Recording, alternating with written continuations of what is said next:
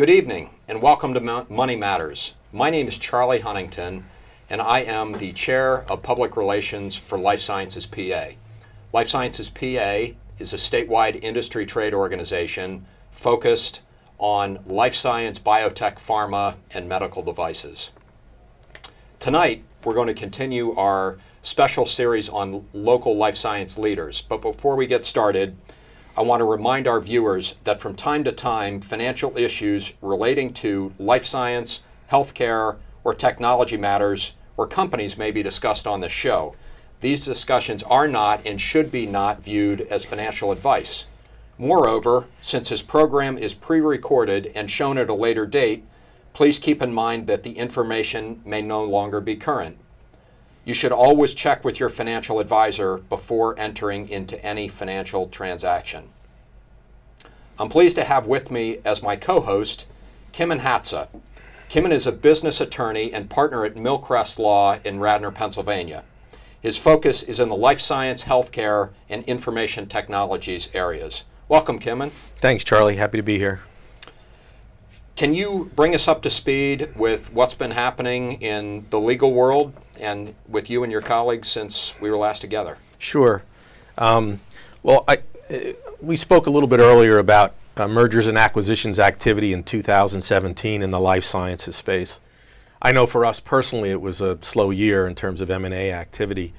And the data that I was reviewing sort of was supportive of my own personal experience. The industry was down fairly substantially last year, roughly about 25% year over year with 2016. The hardest hit areas was the pharmaceutical space, which was down almost 60% in terms of M&A activity. Wow. We're talking about both volume of activity and values paid for businesses.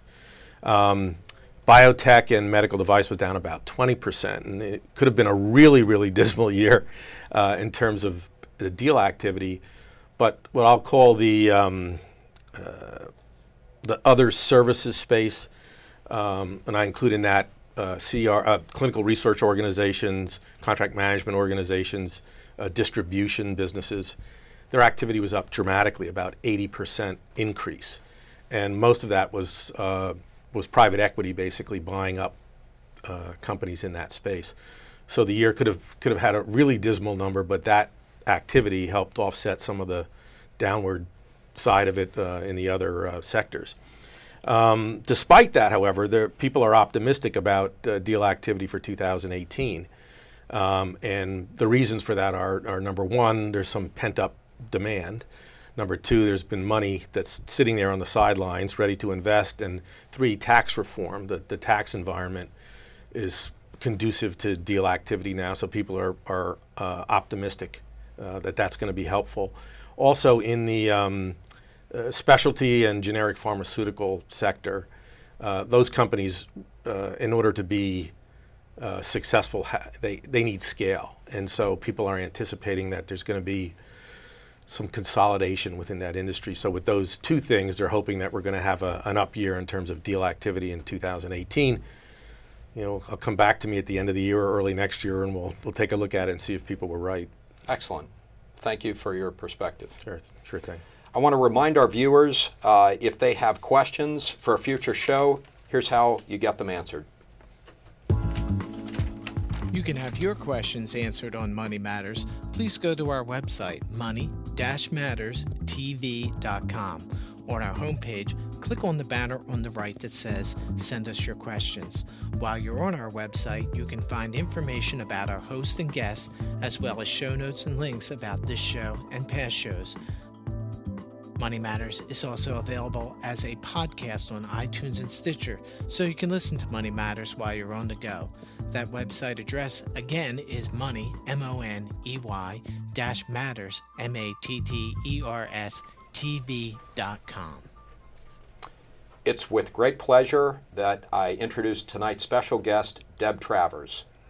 Deb is president and CEO of PolyAurum, LLC.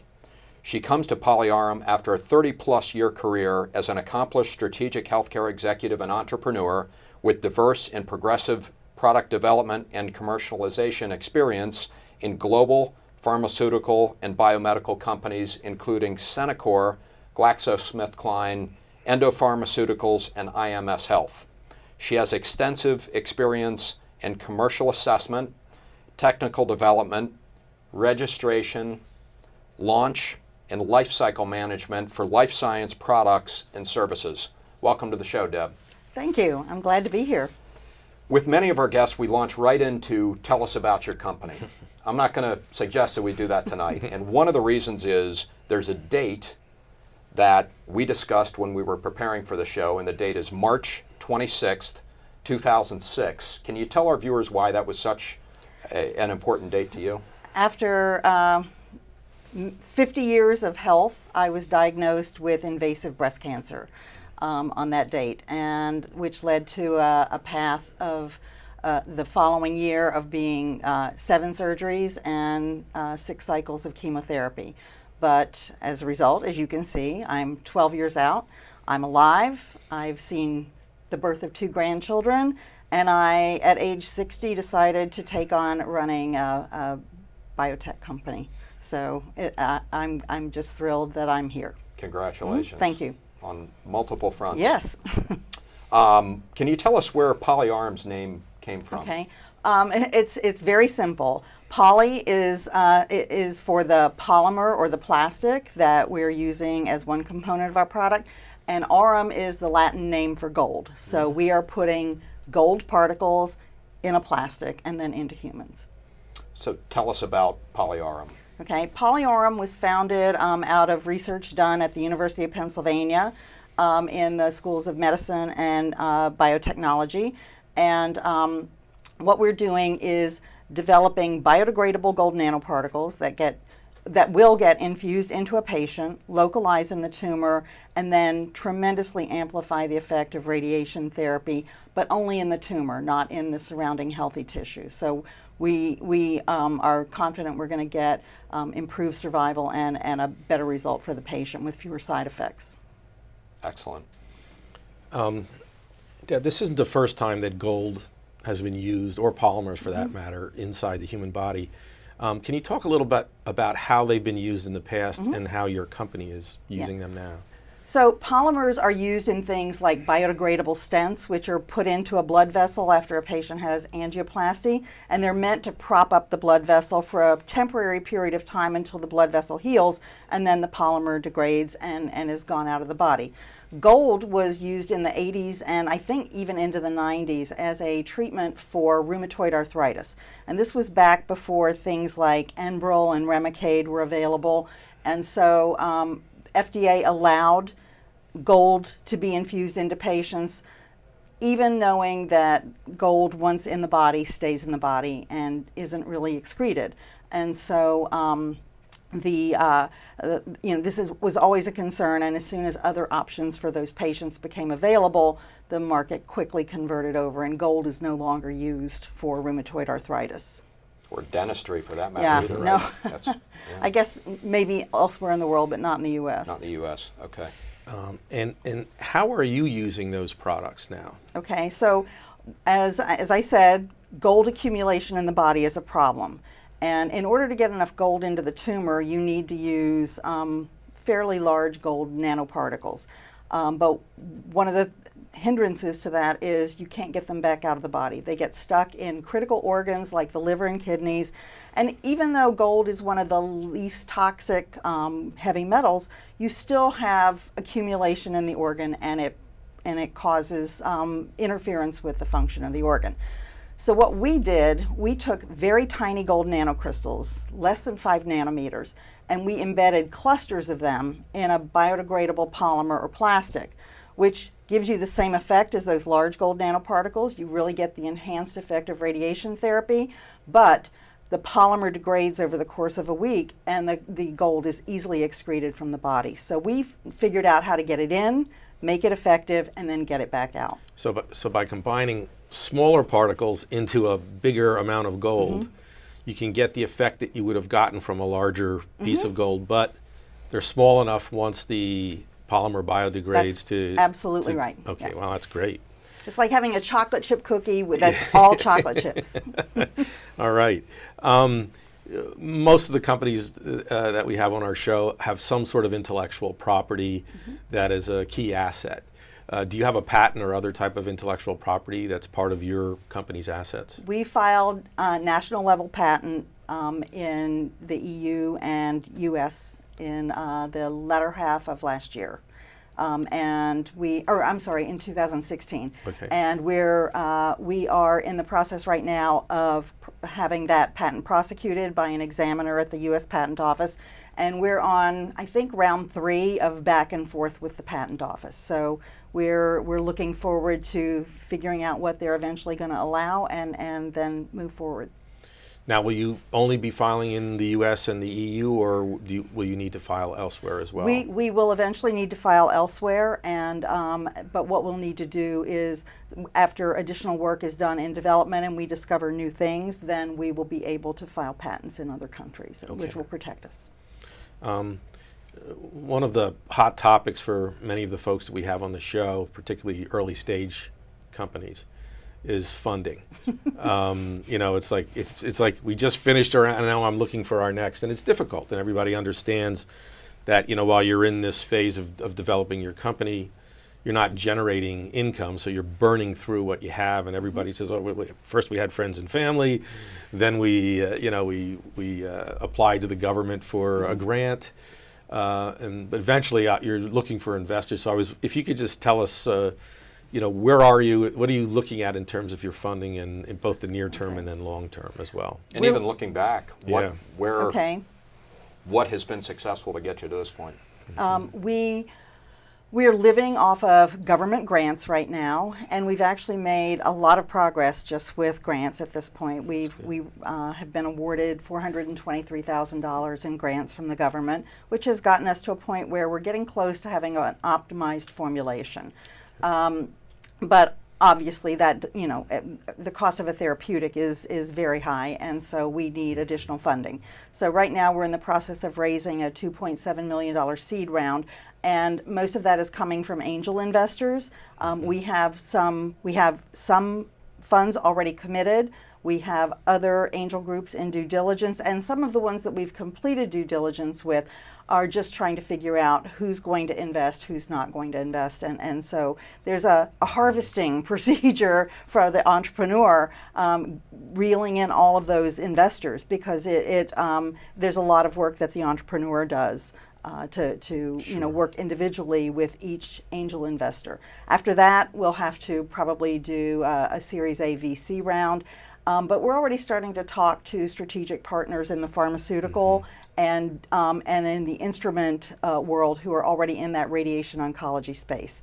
So what I've learned is you need to talk to people before you actually need them, develop that relationship, and then when you come in and you're ready to ask them for funding, you're not going through that whole courtship. They already know you, they know what you're doing, and they're familiar with it. So I think it'll make the process a lot easier in the future. Mm-hmm. Sure. Do you have people, and I realize as you're building a company, to some degree, you're building the plane as you're flying it, right? But in order to manage expectations of a multitude of investors who may be coming in from one angel group, is there a conversation up front that has been happening around how long an investor might need to leave their money there? It would seem to me that some may say, you know what, at the first sniff of success 3 years from now, regardless, I'd like my money back. And others may say 10 years or longer sounds fine. How do you manage all the moving parts? One of the things I talk to potential investors about is our development plan. And I talk to them about the various points along that development plan where there is an inflection point that could get a strategic partner or a VC interested in the company. And so, I spent a lot of time during my career doing drug development, project management. So I know what it takes to get something into humans and then through the whole clinical trial process and registration. So I give people very realistic timelines as to when I think we'll be in the clinic, and that might be the first point where we would have an opportunity for an exit event. So I think I don't want to create unrealistic expectations, because then the first time you miss a milestone, you've lost your credibility. I like to be able to give people reasonable expectations. And then the other thing is, as you've both probably seen private placement memorandums where you have to spell out everything in the universe, including a meteor hitting the Earth, that could go wrong. Just so people have a good understanding when they enter into something with you. These are the things that could go wrong, and but we're doing this in good faith at this point. You made me laugh there, because having worked on some of those in the past, and particularly the risk factors sections of those agreements always sound like, every disaster imaginable is likely to happen to this thing, even though it's... The first time I saw one, I thought, why would anybody invest in a company with something like this going out? But, it's all the disclaimer stuff that you hear Right. at the end of a drug ad, that you have to put in there just so people understand. Right. And part of your vetting process is to make sure that your investors have enough money themselves so that they don't need the money tomorrow. It can be much more in the future. So, yeah. Switching gears a minute, you're using technology from the University of Pennsylvania. How, just out of curiosity, can you describe the partnership and how that's worked for you? So what Penn does is when they have faculty who've discovered something that could be a commercializable product, they will spin a company out, and then they will recruit management for the company. And that's how I got involved with them. The Penn Center for Innovation recruited me to lead PolyAurum. And they provide a lot of support with respect to the legal, accounting, insurance, payroll, benefits support that you need. And they work with partners to help you get that all set up. And then the PCI Ventures group is not able to actually enter into the negotiations with you for the license for the technology, because it would be a conflict of interest for them. So what I tell people when they start going into negotiate with any university, not just Penn, you need to be prepared that it's going to take a while. Because there's multiple layers of approvals and review at every step of the way, and you need to have a good attorney with you who is familiar with licensing law to help you, get the best possible licensing arrangement for your company.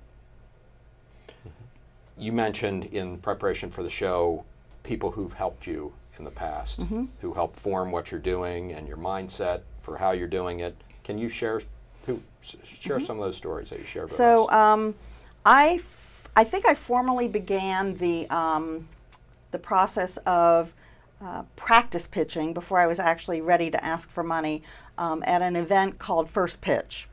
And at that meeting, I met a person by the name of Bernie Rudnick, who is no stranger to the investment community all up and down the East Coast, and even he's got a lot of connections out on the West Coast too. And sorry to interrupt, Deb, but our viewers may remember we've done a show with him. Okay. Yeah. And so he said at that meeting, he said, "I am dying from the flu, but I want to talk to you. So give me a couple of weeks to recover, and then let's talk." So we talked, and he kind of gave me a pathway. He said, "You need to get in front of Mid-Atlantic Diamond Ventures. You need to get in front of the Angel Venture Fair." And through that, there are two other people that I met along the way. Tom Penn, who's with MVP Capital, and then Sasha Schroed, who is an angel investor at Robinhood Ventures. And the three of them, I can honestly say, have been my guardian angels sitting on my shoulder, making introductions to me to people who have money to invest, and also helping me fine-tune what I'm telling people.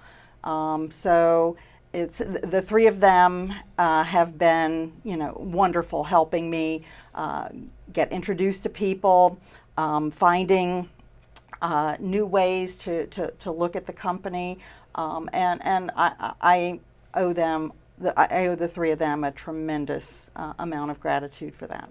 I know I worked with Tom on Bio 2005 here in Philadelphia, which was, what, 13, 14 years ago at this point, so he certainly knows the community. Congratulations on those Thank you. partnerships. So what would success look like, Deb? Success for me as a cancer survivor would be seeing this technology actually reach reach patients and make an impact on their radiation therapy. So that's the personal thing that would be great for me. But for the company to be to have a licensing deal or an acquisition by a pharmaceutical company or an instrument company that's in that radiation oncology space at the appropriate time. Okay. So maybe take us through what the challenges are going to be along the different phases, if you can, sort of give us an idea of what are the near-term challenges to get you to that success, and some of the longer-term challenges, if you would. Okay. Funding. Right. You know, it takes money to develop a therapeutic, and getting the funding to get to a meaningful inflection point. So for me, that would be getting into the clinic. And in order to do that, the FDA requires a lot of animal studies be done. They want to see that you don't kill animals before they let you put it into human beings. So, so that's the immediate challenge right now, getting us to a point where we can file an investigational new drug application and get into human clinical trials. We have so much interest from radiation oncologists already who have asked us, when can we get this into a patient in a clinical trial? I just talked to one in Mississippi last week, and he said, I have at least 10 patients that I think could benefit from this right now. And so, I'm trying to move these animal studies along as quickly as I can so that we could offer this to a patient in a clinical trial.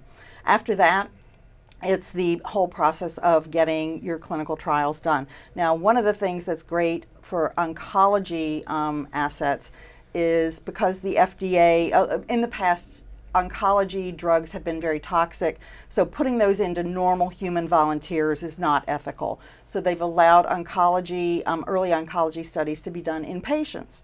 And so what we are, that is something that will benefit us, because not only will we be able to collect that early safety data, but we'll also get a hint of whether it works in various tumors. And one of the first ones we're going to tackle is glioblastoma, which is a deadly brain cancer. I have I know somebody whose baby was diagnosed at age 4 months, and eventually died. It's the tumor that Joe Biden's son Beau died from. So there's a tremendous need out there. And radiation therapy almost always fails in those patients, and it's because the brain is a very delicate tissue, and you can't hit it with too much radiation so that you damage other parts of the brain. So what this technology will allow is for that the radiation to be really focused, the effect of the radiation to be really focused in that tumor.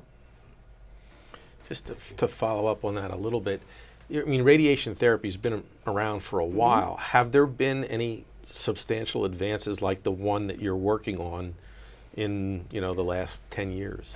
The advances that have been made are the automation of the whole process. The instruments now are very sophisticated. You've seen the pictures of a patient laying on a table with a big donut around them. The instrumentation has been made very automated.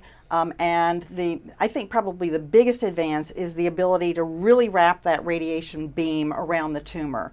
So that decreases the amount of damage done to surrounding tissue to some extent. But what radiation oncologists, we interviewed probably close to 36 radiation oncologists as we were getting this going. They said, we need something that, we need to be able to push the dose higher.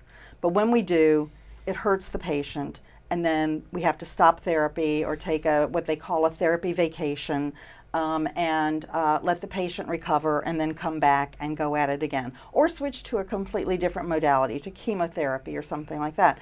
So they said we need to be able to push the dose without hurting the patient, and that's exactly what our technology does. How is that? Because you're amplifying the radiation through the gold, The gold. I guess. So how is that not injurious, I guess, to the patient, whereas the increasing the intensity of the beam or whatever is? So I'm going to get a little technical Okay. here. There, when ionizing radiation is aimed at a tumor, photons from that ionizing radiation knock free electrons or free radicals out of that gold, but they don't travel very far. Okay. So they stay pretty confined to that tumor, and those free radicals break DNA and cause the cells to die. So that's it. It's kind of like hitting a brick wall, and you bounce back a little bit, but you don't bounce all the way back to the origin. So Okay, that's great. when I talk to a lot of people, I say it's like putting aluminum foil in the microwave, and you get a really intense effect in the microwave, but unless you start a fire, nothing outside. Okay.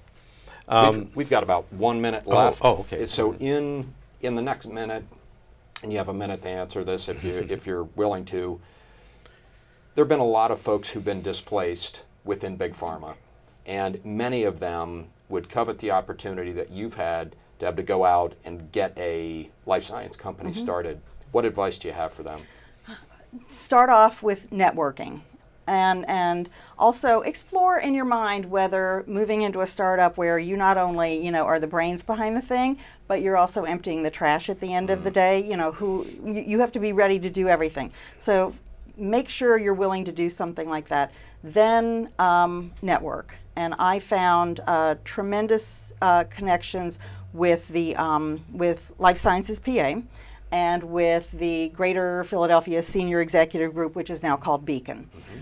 So through that, I heard about a volunteer opportunity at the University City Science Center to act as a business advisor for their QED grant program. And I went through 2 cycles of that, and as I went through that, I was able to meet people in technology transfer offices, and I eventually met the people at PCI Ventures who said, you have the perfect background for leading one of our companies. And my first thought was, really? But they said, yeah, we like people who have 1 foot in science and 1 foot on the commercial side, and can straddle that and actually talk, to both audiences. So those are the things that I would advise people to do, and get rid of your negative self-thoughts and lack of confidence, and just go for it.